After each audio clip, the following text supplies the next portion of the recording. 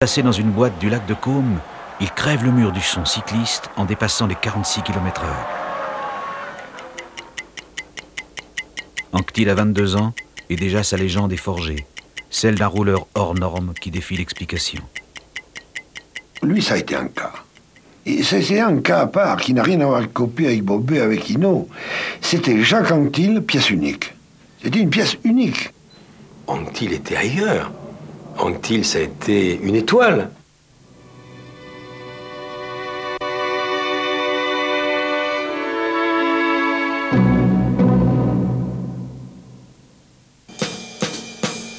L'œuvre de Jacques Anquetil se bâtit dans la course contre la montre.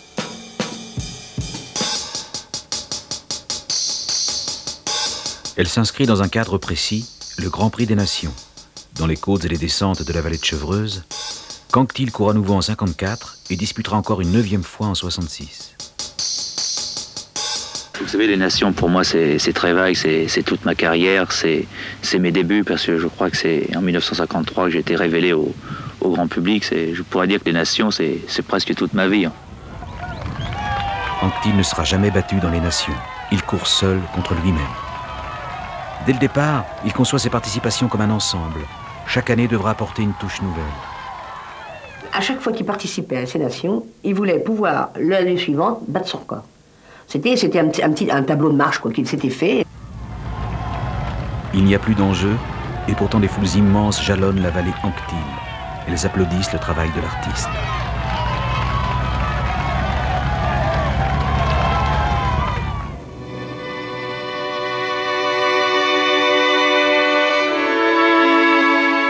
Anquetil ouvre les années 60. Lancé sur un vélo, il est une forme nouvelle, une forme ronde, tandis qu'apparaît le design.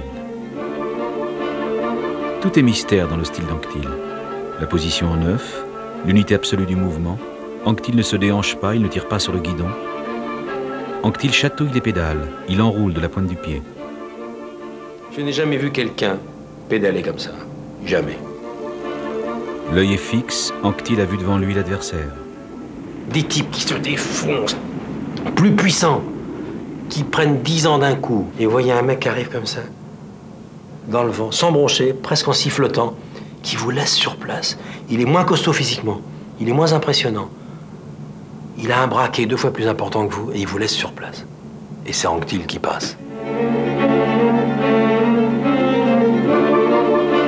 13 juillet 62, ce jour-là, Antonin Magne dira à Poulidor: « Regardez Raymond, la caravelle qui passe. »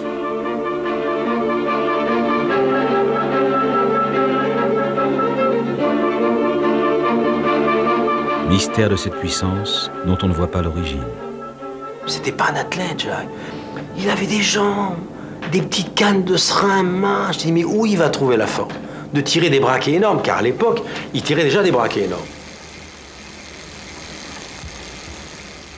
Il était physiologiquement anormal. Anquetil, pour moi, c'est un des secrets de la génétique. C'est un des miracles, un des mystères de la génétique.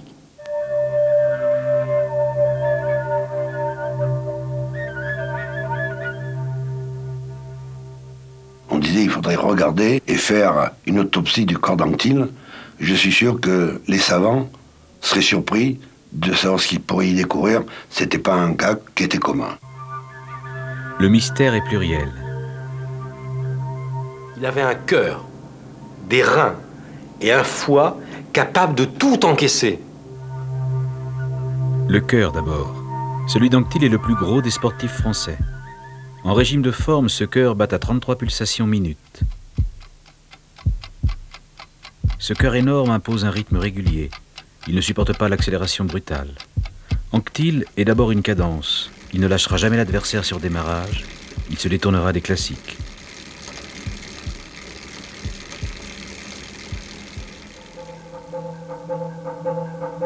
La machine Anquetil est un 12 cylindres qui roule à 160. Il tourne à 3000 tours, efface les obstacles et ne fatigue pas. Mais le vrai mystère, Anquetil le porte dans le dos. Moi je pense que le mystère c'est qu'il avait des reins formidables qui lui permettaient d'enrouler. Sur la table de massage, sur le ventre, on voit la courbe, si vous voulez, entre le dos et les fesses. Ben lui, il n'avait pas de courbe du tout, c'était plat. Il avait donc des reins formidables. Anquetil fait le gros dos. C'est mauvais signe pour l'adversaire.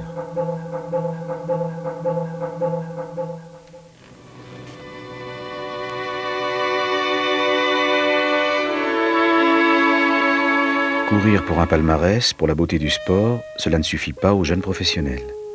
J'étais aussi amateur avant d'être professionnel. Mais maintenant, il y a trop de sacrifices à faire dans le sport, quoi qu'on en dise, pour courir pour des médailles. Un champion en sabot, tel est bien le jeune coureur professionnel. À Quincampoix,